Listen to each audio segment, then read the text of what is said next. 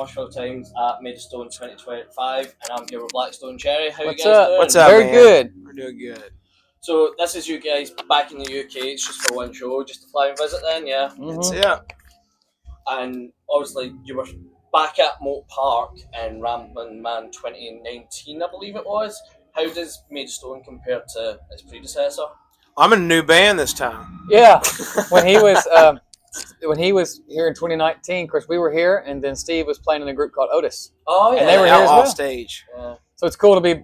That's a full circle moment for. Then watch Blackstone Cherry that night play after Cheap Trick. Yeah, So, Yeah. super cool. it's Man. full circle for both of us. But so far it seems awesome. I tell you, I haven't got to see a lot of it because we just came in and then we chilled and we started doing some interviews. But what I can tell so far is the hospitality is extremely on par with Ramblin' Man. Because I remember Ramblin' Man, everybody being so cool and so kind. It was like playing a festival back home or something, you know, in the South.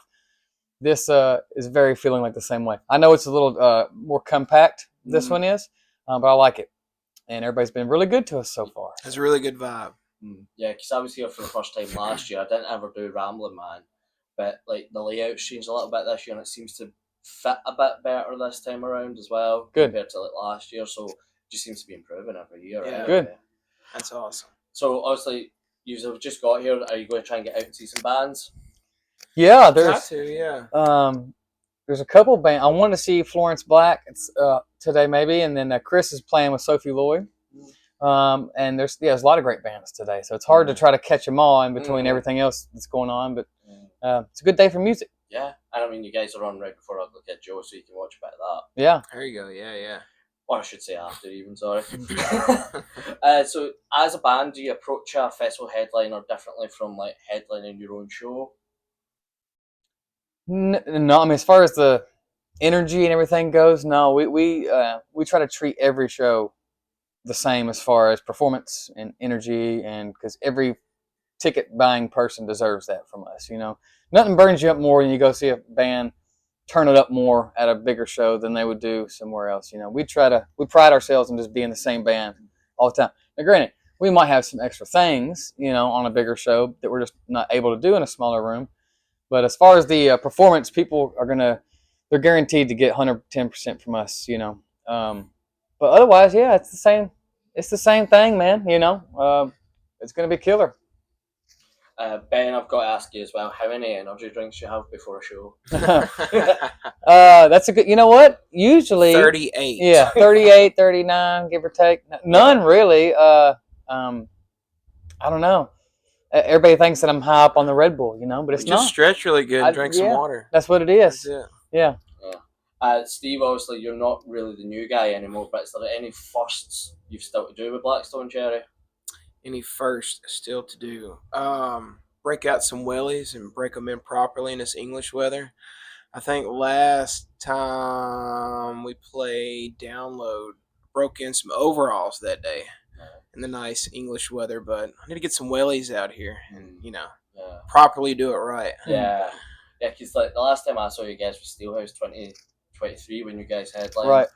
And again, it was raining then, and Yes. then it's been raining all day today. I know. I don't know if it's our fault or what, but I mean, the evidence is kind of there. it is there. It is there. It checks I will out. say this because I just now thought about it. One thing that was super cool for me that I got to do since I have been in the band was the underplay shows leading up to the release of the last record, Screaming at the Sky. So, because that was super cool to go back and play some of those very small, intimate clubs, you know, where I'm kind of feeling bad halfway to the show because I'm slinging hair on like half the crowd and sweat because they're just like right there as opposed to, you know, doing the festivals or the big arenas. But so that was super cool to get to go play some of those shows. Yeah.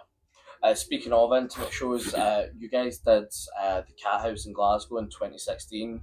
Obviously, by that point as well, you'd been playing arenas in your own right, like headlining. What was it like to then go back and play to like 300 people after doing all that? It was cool because the Cat House was the first place we ever headlined in Glasgow.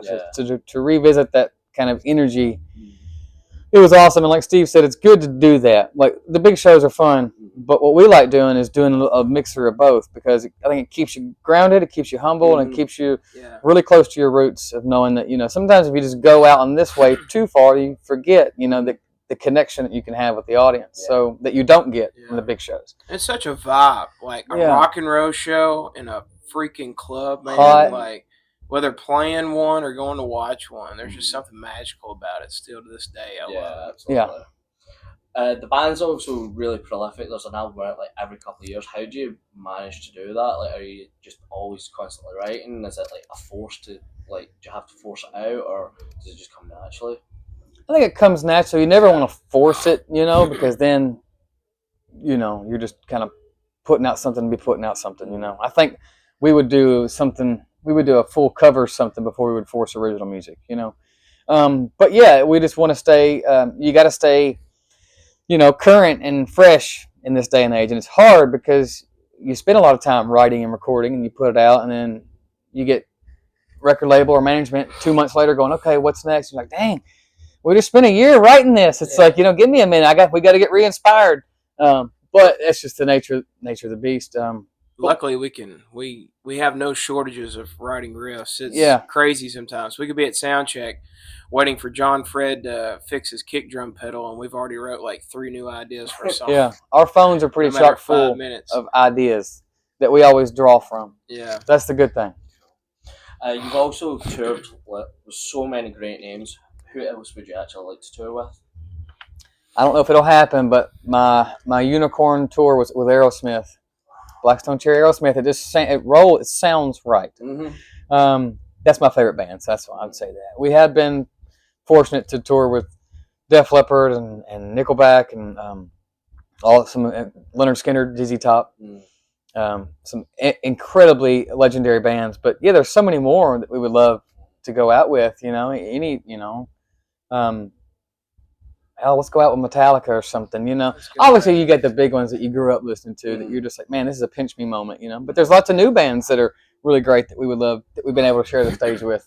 So I think at the end of the day, we're just happy to be out there playing. It's always a healthy competition too, because we like playing in front of new audiences and opening up for bands, because we want to steal that audience. It's a challenge at that point. Yeah. What's the best advice you've been given, and what advice would you give to new bands? Great question. Really great question. Love it. Yep. You gotta love it.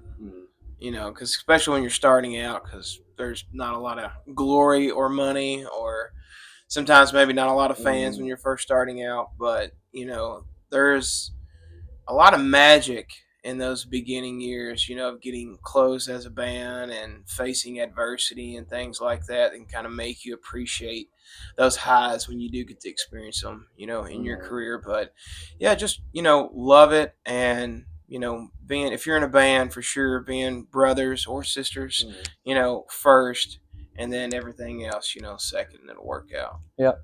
I second that. And don't treat it as a hobby. That was my, when we started the band too, it was, and that's I tell a lot of young people now when they ask, I'm like, for whatever my advice is worth, I said, if you treat this as a hobby or a pastime, that's all it's going to be.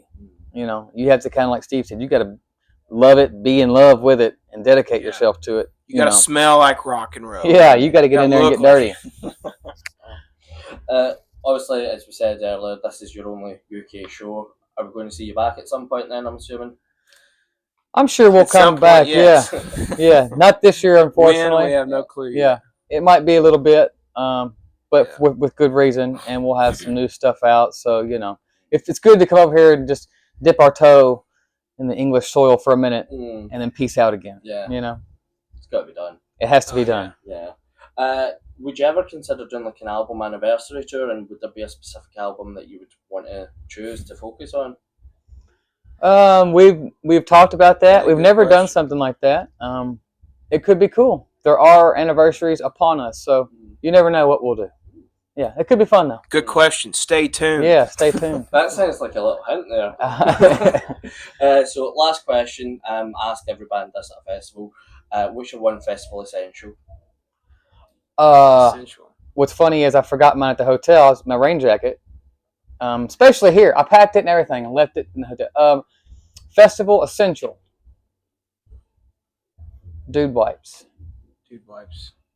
Yeah. Gotta have dude wipes. I would say dude wipes are good because you never know. You get muggy, you get hot, you get sweaty. Yeah. It's always good to feel fresh. Mm-hmm. You know, put one on the back of your neck, Yeah. all of a sudden you feel like a new man. Could be showers. There may not be Yeah, there showers. might not be showers. Yeah. There might be showers you don't want to use. That's it. So we try to be clean men. There you go. Right. Well, thank you very much, guys. It's been great. Thank chatting you, to buddy. guys. Appreciate Any it. comments on that? Thank you. Thank you, sir. Cheers.